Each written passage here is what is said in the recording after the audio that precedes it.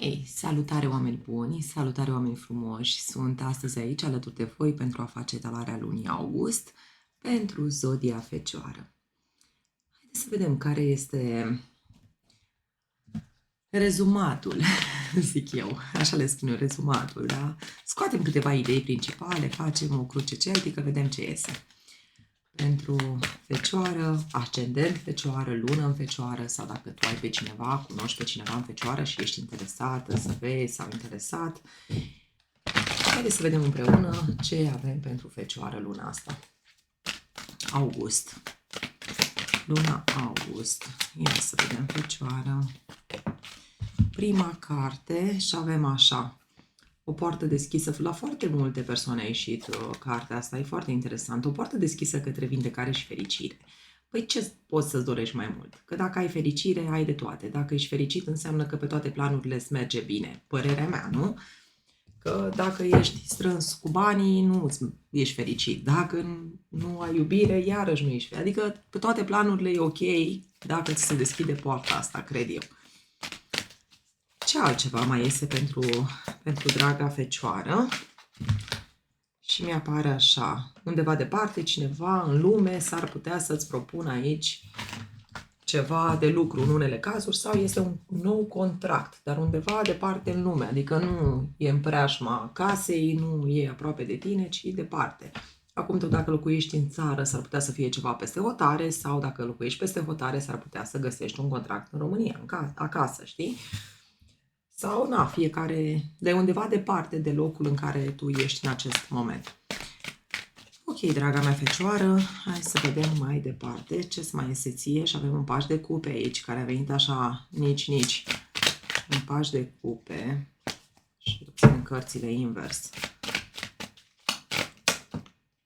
Probabil că este o îndrăgosteală care vine așa într-un moment ușor nepotrivit, ceva ce se întâmplă foarte repede. Ori cineva vine către tine și își cere niște scuze aici cu pașul ăsta de cupe, ori întâlnești o energie foarte tânără, ori e o ușoară îndrăgosteală, ești un pic cu capul în nori, pui sentimentele pe primul loc, dar și rațiunea totuși, e și rațional aici.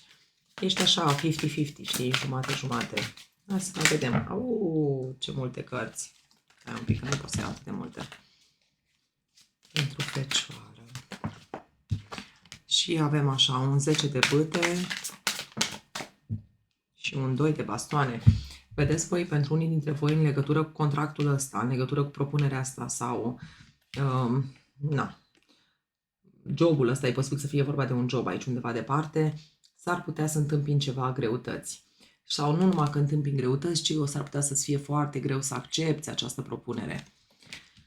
Pentru că mi-arată aici o greutate legată de ceva departe, da? Ești la o răscruce, nu știi ce să faci, nu știi ce alegere, ce decizie să iei, nu știi care e cea mai bună variantă pentru tine. Și am aici și asul de cupe, dragă Fecioară, asta înseamnă că s-ar putea să te îndrăgostești sau în unele cazuri asul de cupe și pașul de cupe poate arăta un copil, o energie foarte tânără în viața ta, care cumva ți este extrem de dragă, dar te împiedică în carieră, știi cum s-ar spune, te împiedică, nu știu dacă spun bine și nu cred că e cuvântul potrivit.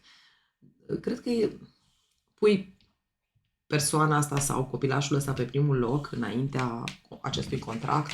Nu știu pentru cine e mesajul ăsta, dar așa mi-a venit acum. Bun, hai să facem o cruce celtică, vedem ce ți iese. Ție.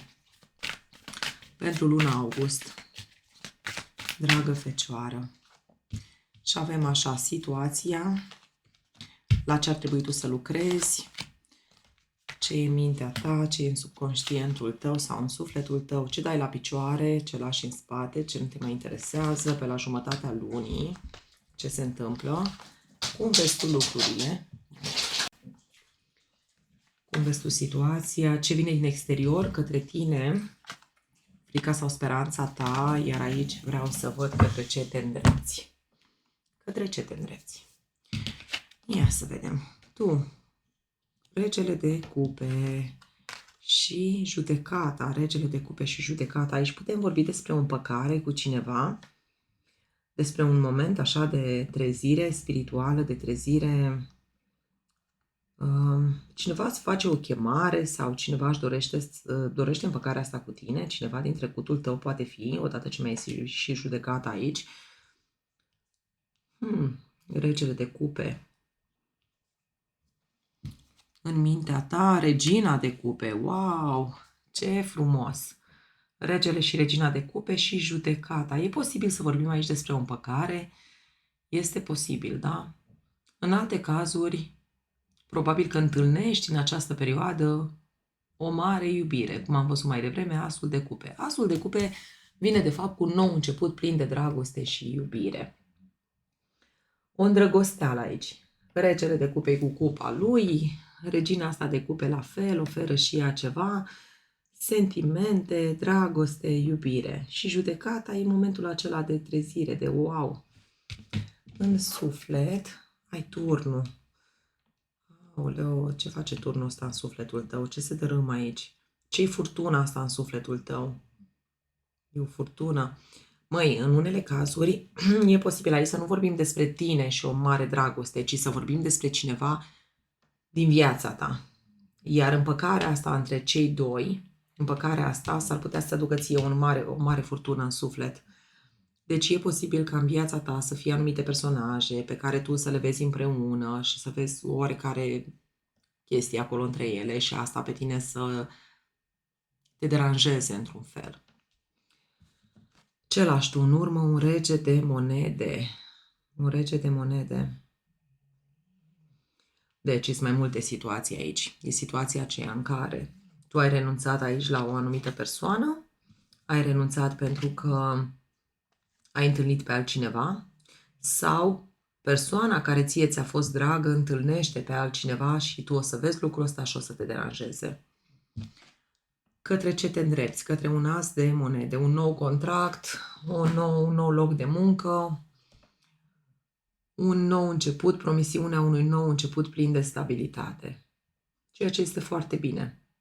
Văd aici contractul și asul de monede. Pe la jumătatea lunii s-ar putea să semnezi acest contract. Cum vezi tu lucrurile, lumea? Ia fi atent, am contractul, lumea de 2 ori, cred că pleci undeva. Sau semnezi un contract, pur și simplu, luna asta. Ce vine din exterior către tine?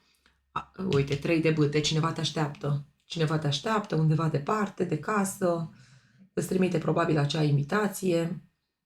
Da, ești așteptată, ești dorită acolo, în locul respectiv.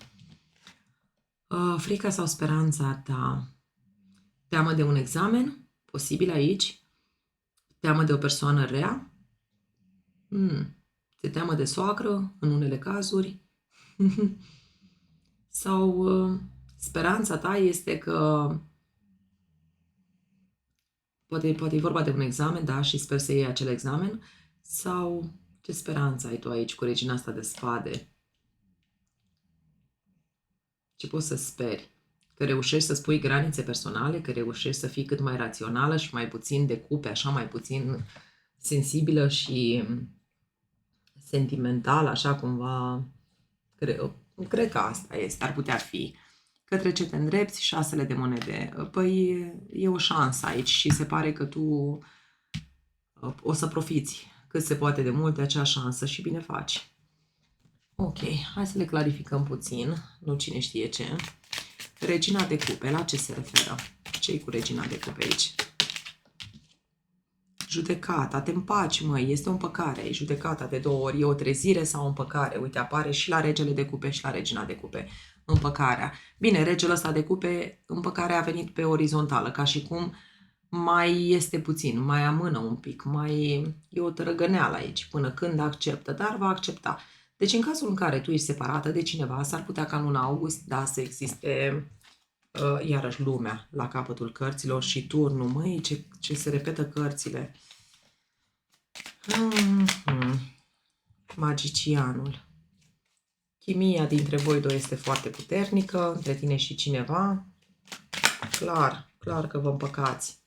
Și nimic nu se schimbă. Uite, Arcana 13 a venit întoarsă. Asta mi-arată mie că nimic nu se schimbă, că lucrurile nu se schimbă, rămân la fel, dragostea voastră rămâne la fel de puternică, Magicianul vorbește despre chimia dintre voi doi care rămâne neschimbată. Ok. Turnul din sufletul tău, care-i treaba? Poate fi și o surpriză, șoc aici. Ceva iese la iveală. Și lumea, da. Cred că e o surpriză aici în turnul ăsta, iarăși lumea. Am lumea de 3 ori pe masă, deci clar vorbim despre ori o încheiere, ceva ce s-a încheiat în mod natural, ceva ce a ajuns la final. Și asta este, până aici a fost și mai mult nu se poate. Sau vorbim despre o distanță fizică dintre tine și cineva. Și cred că acea distanță se diminuează. Sau vorbim despre o propunere, dacă vă referiți la joburi și vă gândiți la job, la bani, la partea asta financiară sau carieră, sau eu văd aici semnarea unui contract și nu numai asta, dar văd că pleci undeva departe, am de 3 ori lumea, deci este foarte importantă pentru tine această veste sau această propunere, da. Ce mai văd aici? Încredere multă în tine. Foarte multă încredere, ieși din zona aia de confuzie, am regina de bâte, da, e multă încredere.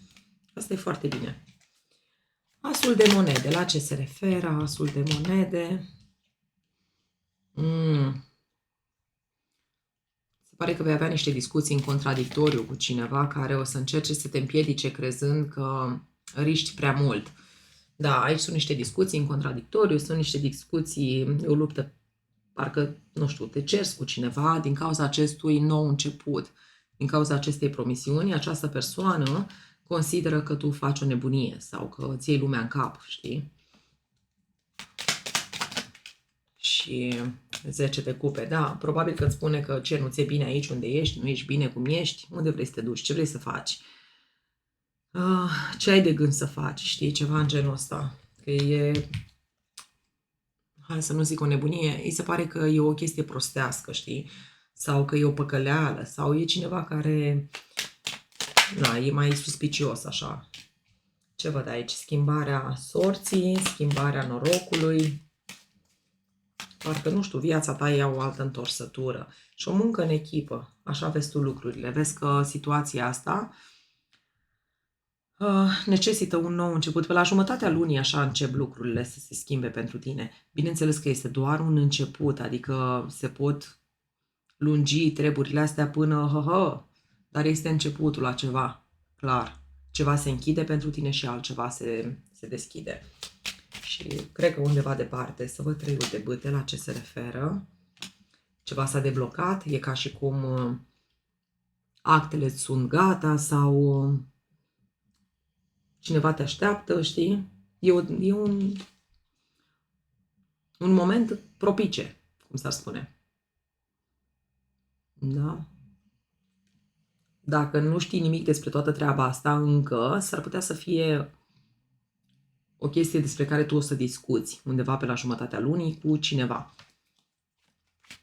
despre lucrurile astea. Frica sau speranța ta, văd că speranța ta este să câștigi cu 6 de bâte, să ai parte aici de o victorie. Cred că e vorba de un examen pentru unele dintre voi sau unii dintre voi. Ok. Sau, uite, și munca. Da, pentru unii dintre voi este vorba de un examen. Vrei să treci cu brio acel examen și probabil că o vei face. Bine, mi iese la dorință, acum nu mi iese exact că asta vei face, dar văd că ai o șansă. Dar mai poate fi vorba și despre adevăr, adică ești genul de persoană care vrea adevărul verde în față, oricât ar fi el de dureros sau de, știi, nu concepi și nu accepti nimic care să fie pe lângă. Ce mai văd aici? O șansă pentru independență financiară, văd. Cineva îți acordă o șansă. Către asta te îndrepți pe la sfârșitul lunii. Și mai văd aici un 3 de cupe, întâlnirea cu persoanele dragi. Poate fi întâlnirea cu iubitul sau iubita, sau poate fi întâlnirea cu un prieten din trecut. Văd că e o întâlnire aici. O întâlnire de care tu te bucuri. Ciocniți pahare. Dar și 7 de spade. 7 de spade vorbește despre, aoleu, ai grijă la persoanele astea, vezi tu? Apare o întâlnire aici de care tu te bucuri, o mini petrecere așa, sau o ieșire în oraș, Dar vezi că sunt niște vorbe mincinoase acolo, undeva pe la sfârșitul lunii, să ții cont de treaba asta. Vorbe mincinoase. Deci cavalerul de cupe, când vine însoțit de 7 de spade, asta arată o persoană lingușitoare, o persoană care, de fapt, nu face altceva decât se folosește de felul în care comunică sau ceea ce îți spune, îți va spune așa într-un mod destul de mieros pentru a ascunde niște minciuni, pentru a ascunde niște vorbe mincinoase, da? Te păcălește cu ceva. Și ce mai văd pe aici? Un 3 de spade, asta îți aduce destul de multă durere și dezamăgire. Sau ar trebui să... Și are treabă cu regele de monede din trecutul tău. Are treabă cu cineva din trecutul tău. Vorbește despre un triunghi amoros, se vorbește aici. Clar, pentru că avem o discuție despre un triunghi. 3 de spade cu 3 de cupe e triunghi amoros cu durere, știi? Unul dintre cei 3 suferă. E cu suferință. Pentru că sunt triunghiuri în care nu există suferință, știi, neapărat. Adică fiecare e cu treaba lui, știi, și nu există neapărat suferință acolo. Dar aici unul suferă. Și văd o discuție cu regele ăsta de monede pe care tu l-ai lăsat în urmă, o discuție, cineva încearcă, persoana asta încearcă cumva să te aducă înapoi sau să te întoarcă aici în trecut. Da, pe la sfârșitul lunii. Bun, cam asta e treaba. Hai să vedem și un sfat pentru tine, dragă fecioară. Ce avem la sfaturi? Ce avem la sfaturi? Încerc să generalizez cât se poate de mult, pentru că, na, sunteți mulți în fecioară și... Dar cam asta e situația. Trecutul o să-ți bată la ușă undeva la sfârșitul lunii. Și sper că reușești cumva să... Văd că asta îți dorești, asta speri. Și eu sper pentru tine că o să reușești cumva să faci față acestei situații. Ce văd aici ca și sfat? Purificare. Încearcă să cureți tot ce este negativ. Vezi? Mi-apare broasca asta toxică. Broasca care aduce de fapt ce? O travă, toxicitate în viața ta. Da? Și îmi spune aici, încearcă să cureți tot ceea ce este toxic. Iar aici ai încredere în instinctele tale, pentru că ele te vor ghida în această situație. Deci luna august este importantă pentru tine și nu numai că este importantă, dar trebuie să te bazezi foarte mult pe instinctul tău, pe intuiția ta. Bun.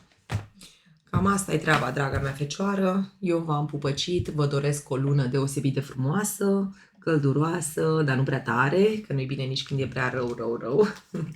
Așa, să fie numai bine. Să fie numai bine. Și tot ce vă doriți voi să se întâmple. V-am pupat. Numai bine. Ceau, ceau.